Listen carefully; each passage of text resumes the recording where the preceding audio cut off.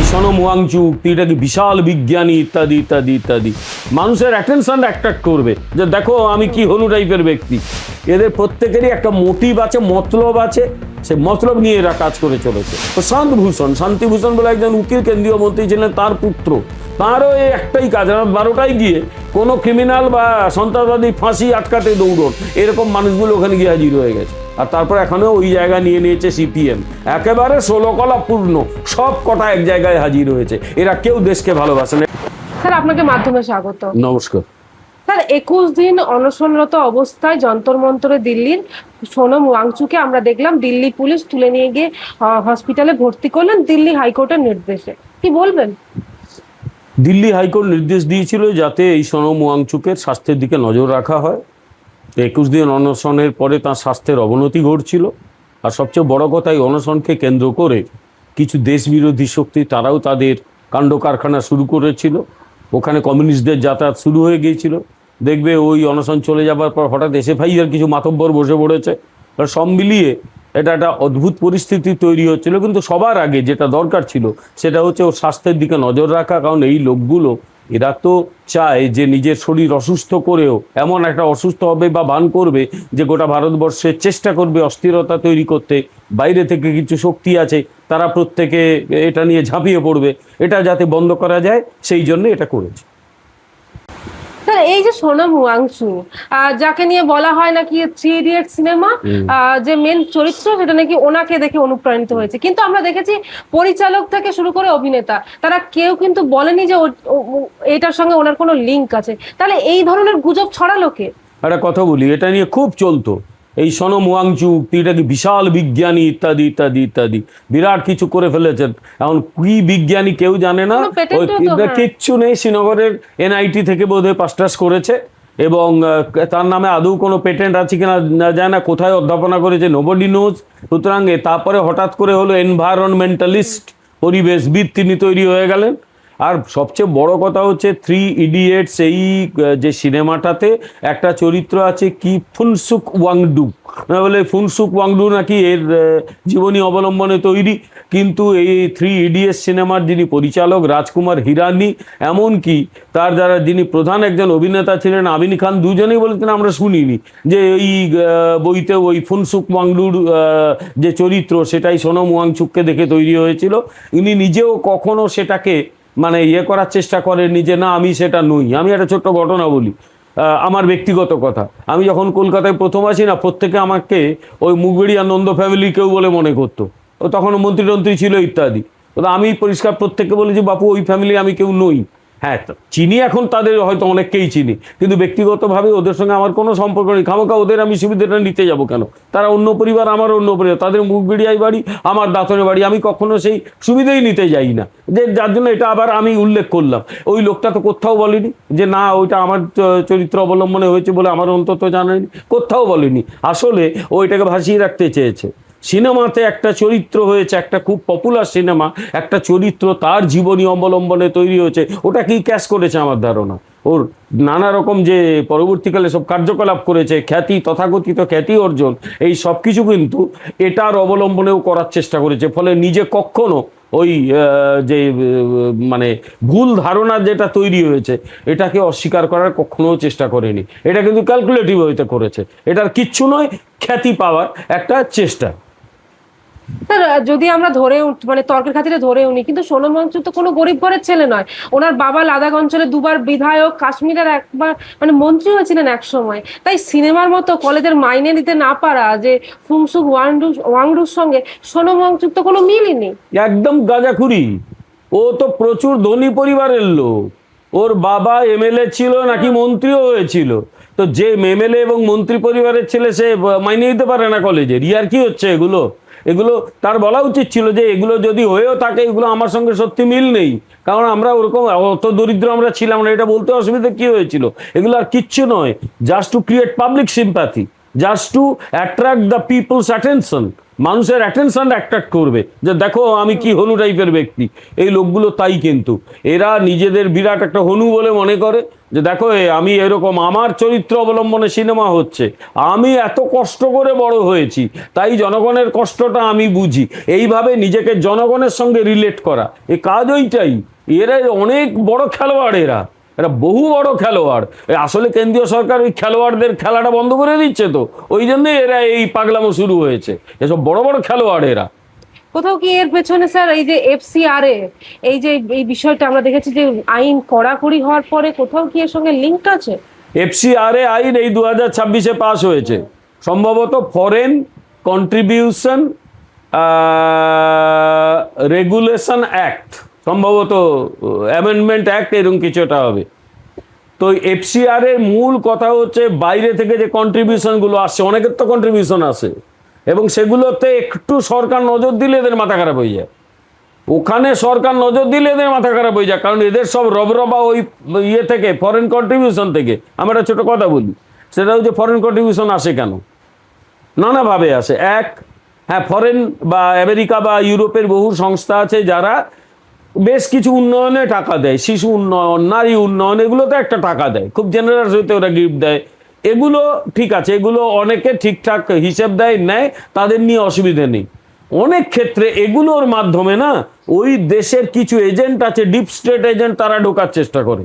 তারা ঢুকে আমাদের দেশে একটা চাইলে ওরা অস্থিতিশীলতা তৈরি করার চেষ্টা করে, সরকার বদলের চেষ্টা করে, যে সরকার পছন্দ নয় তার পেছনে বিরুদ্ধে পাবলিক সিম্প্যাথি মানে পাবলিক রিজেনমেন্ট তৈরি করার চেষ্টা করে, আন্দোলন করতে টাকা দেয়। এই মাধ্যমে কিন্তু অনেকেই আসে। আমি একজনের নাম বলছি, তিস্তা শীতলবাদ। উনি কি করেন শোনা যায়, মুম্বাইতে নাকি ওনার প্যালেসিয়াল বিল্ডিং আছে, এবং উনি তো পরবর্তীকালে ওই গুজরাট দাঙ্গা নিয়ে এই করতে গিয়ে ধরা পড়ে গিয়েছিলেন। ধরা পড়ে তাকে তো আবার এটাও ঠিক, তাকে বাঁচানোর জন্যে, তোমাকে আমাকে বাঁচানোর জন্য কটা বেঞ্চ হবে জানি না, কিন্তু সুপ্রিম কোর্টে ওনাকে বাঁচানোর জন্য একদিনে 3টে বেঞ্চ গঠন করা হয়েছিল, যাতে কোনো না কোনোভাবে ওনাকে জামিনটা পাইয়ে দেওয়া হয়। এদের হাত খুব নিচে নয়, অনেক উঁচুতে। এবং ওই তিস্তা শীতলবাদের কাজ একটাই ছিল, নরেন্দ্র মোদীর নামে গালিগালাজ করা, বিজেপির নামে গালিগালাজ করা। সে এবং তার মুসলিম স্বামী কি জাভেদ আনন্দ নাকি, তাদের কাজ এটাই।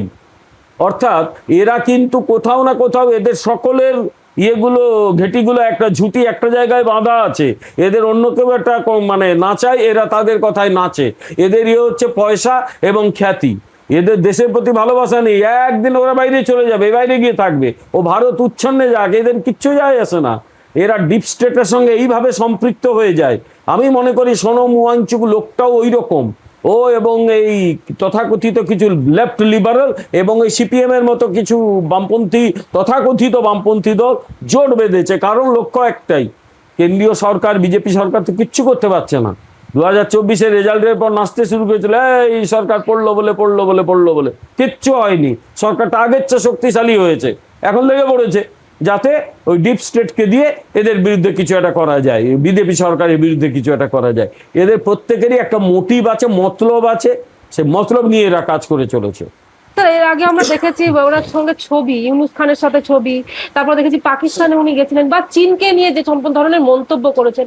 এই দেশদ্রোহী যারা করেন, বা যারা আমাদের দেশের শত্রু, তাদের সাথে এনার এত সম্পর্ক ভালো কেন? এই লোকটার প্রতি অনেকের খুব প্রেম জেগে উঠেছে। আমরা কথা বলি, এই লোকটা একবার বলেছিল, ভারত আমাদের জন্য যদি এইসব না করে, তাহলে চীন যদি আসে আমরা চীনকে রাস্তা দেখিয়ে নিয়ে যাব। মনে রাখতে হবে, জওহরলাল নেহরুর স্টুপিডিটিতে, আই রিপিট, জওহরলাল নেহরুর স্টুপিডিটিতে লাদাখের একটা অংশ কিন্তু চীন দখল করে আছে, তার নাম আকসাই চীন এলাকা। এবং তার জন্য কেউ যদি দায়ী থাকে, সেটা হচ্ছে ভারতের প্রথম প্রধানমন্ত্রী Jawaharlal Nehru. Due to his stupid policy, চীন আমাদের একটা বড় অংশ দখল করে বসে আছে, এবং তার ভেতর দিয়ে যে কারাকোরাম হাইওয়ে বানিয়ে দিয়েছে, সেই কারাকোরাম হাইওয়ে আমাদের সিকিউরিটির পক্ষে একটা বড় থ্রেট। এটা কংগ্রেসের বোঝা উচিত। ওদের তথাকথিত ওই গুরু নেতা যাকে মানে, ওই জওহরলাল নেহরু, তেনার জন্য এই ঘটনা ঘটেছিল। তাকে বারবার বহু মানুষ সাবধান করে দিয়েছে। দিয়েছে সর্দার বল্লভভাই প্যাটেল। তার মৃত্যুর আগে পর্যন্ত হুঁশিয়ার করে গেছেন যে চীনের মোটিভ আমার ভালো লাগছে না, উনি কিচ্ছু গুরুত্ব দেননি। সুতরাং এর জন্য জওহরলাল নেহরু দায়ী। কংগ্রেস আগে নিয়ে লাফাতে শুরু করবে যে এখনো বলা হবে কেন, আরে একটা কাজ উনি করে গেছেন, বলবো না, ব্যাস বলবো due to his stupid policy. আর স্টুপিড শব্দটা খুব খারাপ শব্দ নয়, মানে অশিক্ষিত বা মূর্খ নীতি, ওই জন্য স্টুপিড ইংলিশটা ব্যবহার করি, এটা কোনো খুব কুৎসিত শব্দ নয়। Due to his stupid policy Bharat কিন্তু একটা অংশ হারিয়েছে। এরপরে কেউ যদি বলে চীন এলে আমি রাস্তা দেখিয়ে নিয়ে আসবো, অবিলম্বে তাকে অ্যারেস্ট করার দরকার, অবিলম্বে তাকে জেলে পাঠানোর দরকার, লোকটা দেশদ্রোহী। আর এই যে পাকিস্তানের কথা বলছো, 2025 সালে সম্ভবত ফেব্রুয়ারি শুরুতে 5 থেকে 7 বা এরকম কোনো একটা সময়ে ওখানে কি ব্রেড পাকিস্তান বলে একটা ইভেন্ট হয়েছিল। সেই ইভেন্টে উনি চলে গেছিলেন, সেই ইভেন্টে। আরে ওটা কোন আন্তর্জাতিক সম্মেলন হতো? মূলত পাকিস্তানকে কেন্দ্র করে। এমন যদি হতো একটা বড় কোনো আন্তর্জাতিক সম্মেলন পাকিস্তান করছে, তবু একটা কথা হতো, তাও কিন্তু প্রশ্ন উঠতো। পাকিস্তান আমাদের শত্রু দেশ, ভারতবর্ষের সঙ্গে সে শত্রুতা করছে, ভারত তার বিরুদ্ধে কঠোরতম ব্যবস্থা নিয়েছে, তার মানে সিন্ধু জল চুক্তি বাতিল করে দেওয়া হয়েছে, সেখানে অপারেশন সিন্দুর করে অ্যাটাক করা হয়েছে। তারপরেও কেউ যদি পাকিস্তানে কোনো কনফারেন্সে যায়, তার দেশপ্রেম নিয়ে তো প্রশ্ন করাই যেতে পারে। ফলে সে তাই করেছে এবং সেখানে নানা রকম ওর ছবি বেরিয়েছে। ফলে এই লোকটা কতখানি ভারতপ্রেমী সেটা নিয়ে প্রশ্ন আছে। আর ওর অনশন মঞ্চে কারাই গিয়েছিল? অরুন্ধতী রায়, লেখিকা অরুন্ধতী রায়, কোড আনকোড লেখিকা। তার একটা বই, অতি কুৎসিত বই, ওই বইটা আমি পড়েছি, গড অফ স্মল থিংস। সেখানে মানে নিজের বাপ মাকেও ছাড়েনি আর কি। ও তাকে পুরস্কারগুলো এই কারণে দেওয়া হয় আর কি। যাই হোক, তো সে আবার কাশ্মীরের স্বাধীনতা আন্দোলনের সবচেয়ে বড় সমর্থক।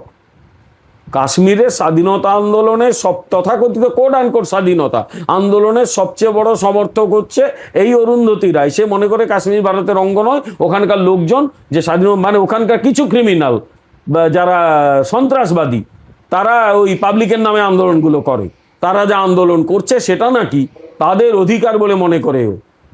আর কে ছিল?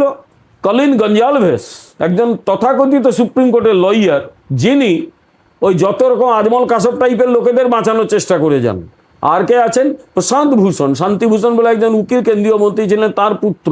তাঁরও এই একটাই কাজ, রাত 12টায় গিয়ে কোনো ক্রিমিনাল বা সন্ত্রাসবাদী ফাঁসি আটকাতে দৌড়ন, এরকম মানুষগুলো ওখানে গিয়ে হাজির হয়ে গেছে। আর তারপর এখনও ওই জায়গা নিয়ে নিয়েছে সিপিএম, একেবারে 16 কলা পূর্ণ, সব কটা এক জায়গায় হাজির হয়েছে। এরা কেউ দেশকে ভালোবাসে না, এদের লক্ষ্য একটাই। ইউনুস খানের সাথেও তো আমরা ছবি একদম, অনেকের সঙ্গে ছবি পাওয়া যাবে।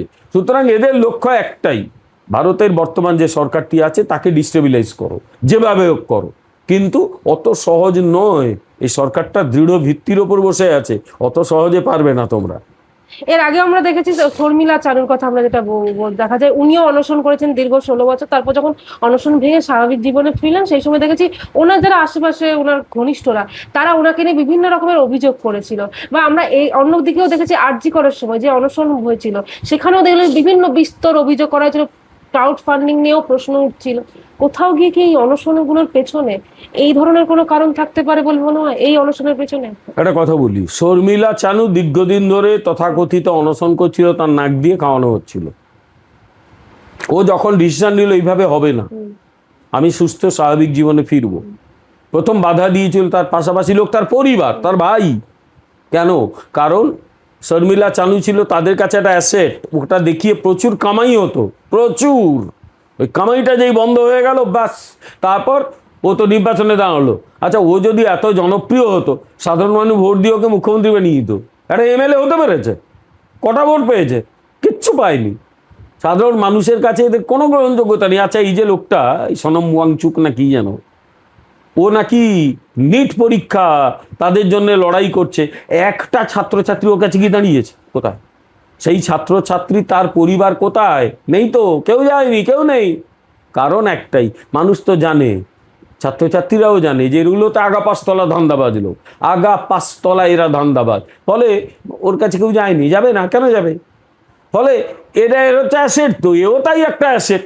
এই সোনম ওয়াংচুককে দেখিয়ে প্রচুর ইনকাম হয়, ক্রাউড ফান্ডিং হয়, ওকে দেখিয়ে ইনকাম হয়। আর এখানে আমরা তো দেখলাম আরজি করে অভয়ার যে বিচার, মানে তার বিরুদ্ধে যে অন্যায় হয়েছিল, তার বিচারের দাবিতে যে আন্দোলন হয়েছিল, পেছন থেকে ছুরি মারলো সিপিএম, ওটাকে পেছন থেকে ছুরি মেরে দিয়েছে এই আন্দোলনটাকে। ওদের কাজ একটাই, আন্দোলনকে পেছন থেকে ছুরি মারা, নিজেরা দরকার হলে আন্দোলন করব, কেউ অন্য কেউ করলে তার ছুরি মারবো। এমনকি অভয়ার মা যখন নির্বাচনে দাঁড়ানোর সিদ্ধান্ত নিলেন, কুৎসিত ভাবে, যে কুৎসিত ভাষায় আক্রমণ করা হয়েছিল, লোকে সিপিএম কে চিনে গেছে তখন থেকে। আরে তার মা তার সন্তানকে হারিয়েছে, তার সন্তানের প্রতি তার দরদ এই সিপিএম বুঝবে নাকি? সে যদি সিদ্ধান্ত নিয়ে থাকে যে আমি এমএলএ বা এমপি হলে আমি অনেক ভালো বিচার দিতে পারবো, তার সিদ্ধান্তকে আমাদের স্বাগত জানানো উচিত। সে তো মেয়ের মা, সে তার নামে যে কুৎসিত ভাষা ব্যবহার করা হয়েছিল, এই সিপিএম করেছিল, নোংরা কথা বলেছিল, তার কোনো ক্ষমা নেই। ওই যেন ওর যে বিরুদ্ধে ক্যান্ডিডেট ছিল, কি পেয়েছে ওখানে? জিতেছে? তাহলে তো জিতে যেত। জনগণের দ্বারা প্রত্যাখ্যাত একদল লোক, মানুষ পাত্তা দেয় না, কিচ্ছু না, লাফিয়ে বেড়ায়, লক্ষ্য একটাই ডিস্টেবিলাইজ করা। কিন্তু সরকার সতর্ক আছে, এদের এই উদ্দেশ্য সফল হতে দেওয়া হবে না।